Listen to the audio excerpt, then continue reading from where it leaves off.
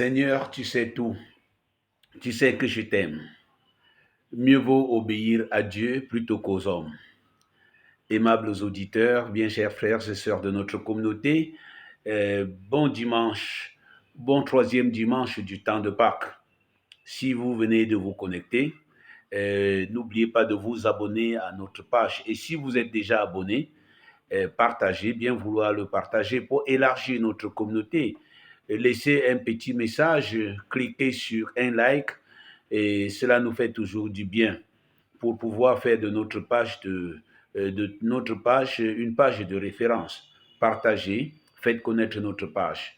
Bienvenue donc à notre méditation sur les textes du troisième dimanche du temps de Pâques. Nous trouvons dans les textes de ce dimanche des ressources spirituelles fortes pour notre foi. Nous voyons dans la première lecture qui est tirée du livre des Actes des Apôtres une forte affirmation des apôtres en plein tribunal. Le même tribunal qui avait condamné Jésus.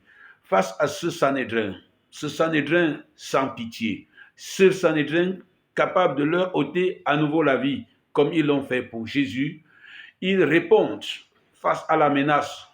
Lorsqu'on leur dit ne parlez plus de Jésus, ils disent mieux vaut obéir à Dieu plutôt qu'aux hommes. Chers frères et sœurs, ce dimanche nous présente donc l'obéissance à Dieu, même face aux menaces meurtrières des hommes, comme la meilleure manière de dire à Dieu, tu sais tout, Seigneur, tu sais tout, tu sais que je t'aime. Donc, l'obéissance à Dieu plutôt qu'aux hommes est le grand signe pour nous de répondre comme Pierre dans l'Évangile, Seigneur, tu sais tout, tu sais que je t'aime et sans réserve. Dans l'Évangile, il s'agit du colloque entre Pierre et Jésus. Pierre le peureux. Et Pierre sait désormais combien la volonté humaine est fragile et limitée. Et lui qui avait promis à Jésus d'aller jusqu'à la mort, s'il fallait même mourir avec toi, nous le ferions. Lui, il avait nié Jésus, il avait trahi Jésus. Au moment où Jésus avait le plus besoin de lui, il a dit, je ne le connais pas. En vérité, je ne connais pas cet homme. C'est terrible. Jésus, il se trouve en face de celui qui l'a nié en plein milieu de la flagellation. Au cœur de la douleur de Jésus, de sa passion. Jésus vient vers lui. Il ne le met pas en procès. Il va au fond de son cœur. Il lui demande, est-ce que tu m'aimes? Jésus ne peut pas savoir ce qui n'a pas marché, ce qui n'a pas tourné rond. Pourquoi il a fait ça? Il veut savoir avec qui il chemine, avec qui il va à l'avance. Un homme qui veut votre bien, un homme qui veut votre croissance, ne vous met pas comme une femme qui veut votre croissance. Un homme qui veut votre croissance ne vous met pas continuellement en procès, mais il vous met dans une dynamique d'amour. Il ne vous met pas à l'épreuve continuellement, mais il vous pose dans une dynamique d'amour. Pierre, m'aimes-tu? M'aimes-tu plus que ceci? Alors Pierre répond, le colloque est profond, frères et sœurs. Le colloque est profond. Pierre répond, Seigneur, tu sais. Tu demandes ce que tu sais. Tu sais que je t'aime. Et voilà. Et ce que je suis, tu le sais. C'est formidable. Pierre ne demande pas plus à Jésus de ne plus parler de la mort. C'est ce Pierre qui avait dit, non, tu n'iras pas à la passion. Il ne dit pas à Jésus qu'il veut aussi marcher sur les eaux. C'est ce Pierre qui se mettait devant Jésus et Jésus lui avait dit, arrière-moi. Parce que quand Pierre est derrière, Jésus est devant et Pierre suit Jésus. Mais quand c'est l'homme qui se met devant Dieu, alors c'est le contraire. Il dit, arrière-moi Satan, passe derrière moi, Pierre. Parce que ce n'est plus ce Pierre qui se mettait devant Jésus, qui voulait marcher aussi sur les eaux, qui disait non, on va lutter, on sort l'épée. C'est ce Pierre qui met plutôt Jésus devant, qui dit, toi tu sais tout, tu sais que je t'aime. Voilà pourquoi nous pouvons retenir de cette première lecture, de cette première approche de l'évangile, que la résurrection a un pouvoir de transformation. Un pouvoir de transformation qui brise notre orgueil, qui brise le moi humain pour nous rendre obéissants au moi divin. Et c'est ça l'amour. Bien-aimés, dans le Seigneur Jésus ressuscité, pour nous invite à, devant son tombeau vide, à oser à être des personnes nouvelles, oser des choses nouvelles. Jésus nous demande d'oser. Le ressuscité nous demande d'oser des choses nouvelles. Regardez ses disciples peureux. 6 jours avant, parce que l'évangile nous dit, c'était 3 jours après la résurrection, ses disciples sont capables de reconnaître le Seigneur et d'être heureux. Regardez les mêmes apôtres, quelques 50 jours après, dans les actes des apôtres, c'est presque 50 jours après, c'est pas plus de 2 mois. Ils sont capables d'affronter le Sanhédrin, le même qui leur mettait la trouille, le même qui les effraie au point où même à l'annonce de la résurrection, ils étaient enfermés au Cénacle. Maintenant, ayant reçu l'Esprit, Jésus dit recevez l'Esprit, alors ces disciples ont la force de faire des choses neuves. La résurrection nous invite à faire des choses neuves, oser faire des choses neuves. Pierre était allé un peu plus loin que les autres dans la passion. Quand nous disons que Pierre avait trahi Jésus, il était quand même allé plus loin. Il avait quand même fait l'effort jusqu'à arriver dans le Sanhédrin, là où on jugeait Jésus. Avant de le trahir, les autres avaient fui. Et le secret dans la vie, ce n'est pas l'intelligence, ce n'est pas nos forces. Parce que Pierre comptait sur ses forces. Pierre était sûr de ses forces, il était sûr de ses techniques. Le secret dans la vie, frères et sœurs, ce n'est pas notre énergie, ce n'est pas notre intelligence. Le secret, c'est dans l'obéissance. Regardez Abraham, notre père dans la foi. L'un des plus grands secrets d'Abraham, c'est l'obéissance. Même si lui aussi c'est un être fragile et nous le verrons. C'est l'obéissance. On n'obéit pas à Dieu le soir. On obéit le matin. Abraham obéissait à Dieu le matin. On n'obéit pas à Dieu à midi. On n'obéit pas à Dieu le soir. Il y a beaucoup de personnes qui savent qu'il faut obéir à Dieu, mais ils disent, laissez-moi d'abord vivre mes passions humaines et le soir de ma vie, j'obéirai à Dieu. On n'obéit pas à Dieu le soir, on obéit à Dieu le matin. Alors la Bible nous raconte que Abraham sortit le bon matin pour aller en présence de l'Éternel. Frères et sœurs, apprenez à établir un rendez-vous avec Dieu. De bon matin. Tu ne peux pas te réveiller le matin devant ton téléphone, devant ton WhatsApp, devant ton Facebook. Tu ne peux pas te réveiller le matin devant les informations à la télé, devant... Et il y en a qui ont cette passion où, quand ils se réveillent le matin, c'est d'abord les informations. Qu'est-ce qui s'est passé la nuit? On ne se réveille pas devant les informations de ce monde. Si tu es un amoureux de Dieu, tu vas te réveiller devant le Seigneur. Chercher le Seigneur tôt le matin. Dieu, tu es mon Dieu, je te cherche dès l'aube. Mon âme a soif de toi. Voilà le psalmiste qui nous apprend. Il faut se réveiller devant Dieu afin de savoir ce qu'il faut faire et donc de faire sa volonté, d'obéir à sa volonté. Chercher Dieu dès le matin. Ça peut être dans un coin de ton salon, de ta chambre, à la véranda, dans la boutique avant d'ouvrir, sur un banc de l'école, avant de commencer les cours. Bref, tu dois être un amoureux de Dieu. Regardez, voyez un peu le discours entre Pierre et Jésus. M'aimes-tu? La relation entre toi et Dieu, ça doit être une relation d'amour.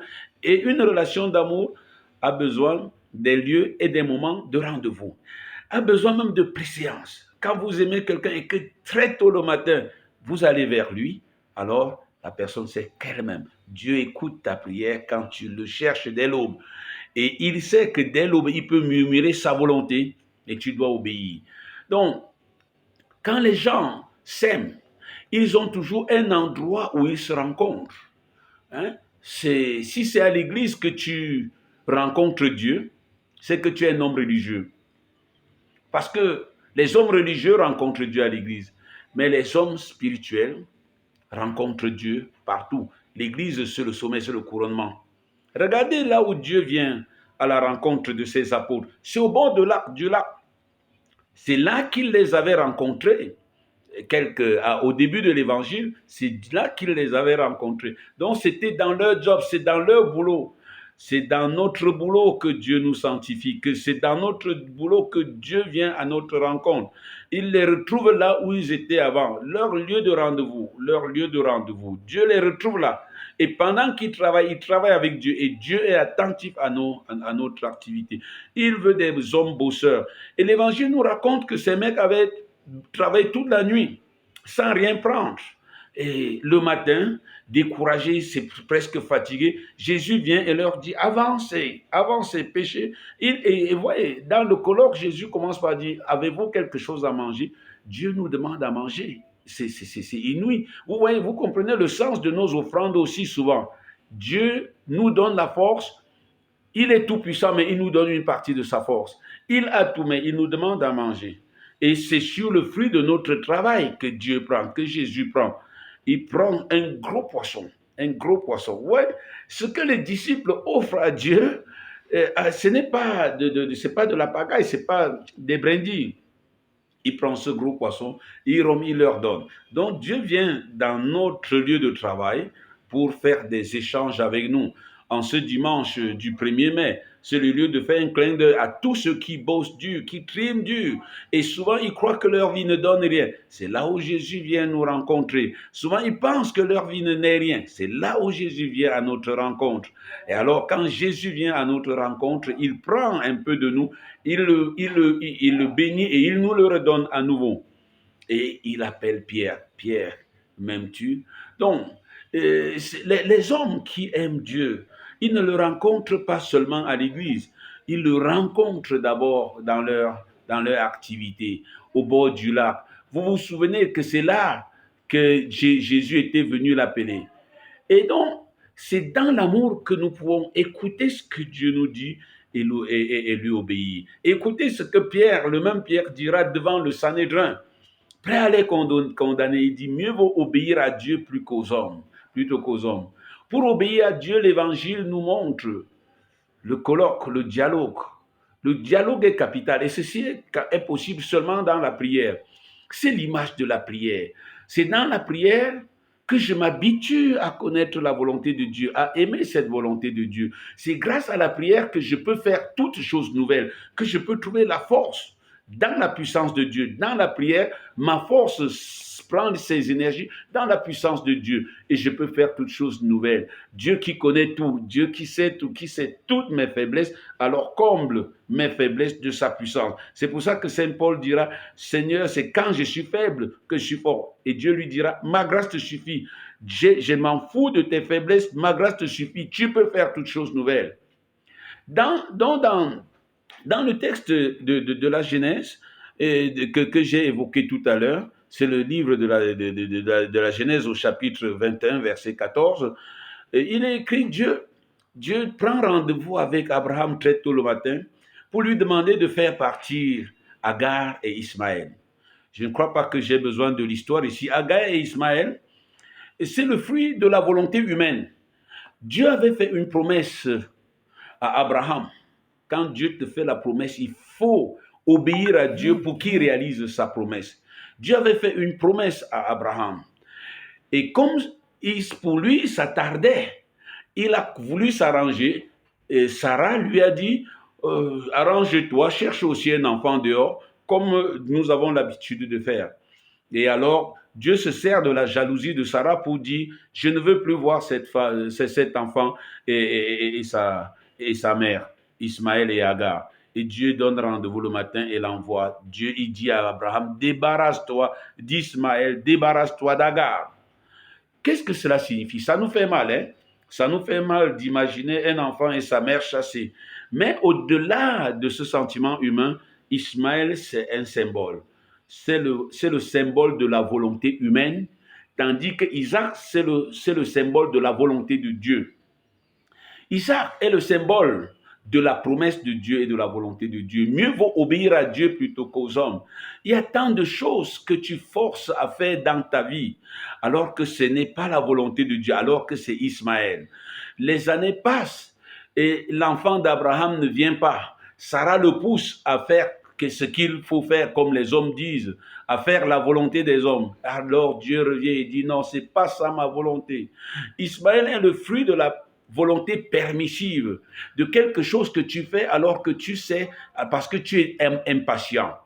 C'est le fruit, Ismaël, c'est l'image d'une relation dans laquelle tu es maintenant, mais qui est le fruit de ta chair, de ton impatience. Et Ismaël, c'est le fruit de quelque chose que tu trimbales dans ta vie et tu sais que c'est la volonté humaine. Ismaël, c'est le symbole de ça, d'une chose que tu trimbales, d'une relation que tu tires, que tu forces alors que tu obéis à la volonté humaine. Ce n'est pas le plan de Dieu.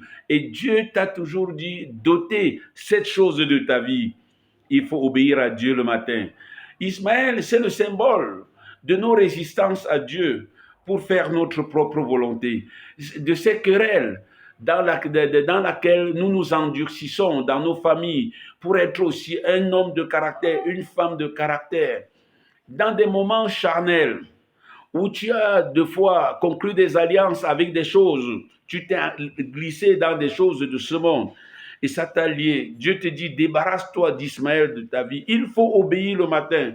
Le matin, c'est maintenant. Le soir, c'est ceux qui disent non, c'est quand je serai vieux. C'est ça. Le matin, c'est maintenant. Il faut obéir à Dieu maintenant. Et les disciples nous le disent. Ils ne disent pas non, nous allons. Mieux vaut obéir à Dieu qu'aux hommes. Ismaël, c'est cette mauvaise chose, cette mauvaise compagnie que tu traînes et qui te conduit à la mort. Tu sais que ce n'est pas le plan de Dieu. Tu attends le soir, alors que c'est le matin. Il mieux vaut obéir à Dieu plus qu'aux hommes. Oui, Ismaël, dans ta vie, c'est quand tu te rends compte que tu pensais faire tu pensais faire comme les hommes aiment, alors que c'est pas le plan de Dieu. Merci. Et tu es capable de dire, comme j'ai rencontré Jésus ressuscité, tu es capable de dire à cette compagnie, merci, on n'avance plus, je n'avance plus dans cette vie. Parce que quelque part, Jésus t'a posé, Pierre, est-ce que tu m'aimes plus que cette chose-là dans laquelle tu es? Est-ce que tu m'aimes plus que tous les autres? Est-ce que tu m'aimes plus que tu sais ce? Alors Pierre dit, tu sais tout. Tu sais que je t'aime. Soyez bénis.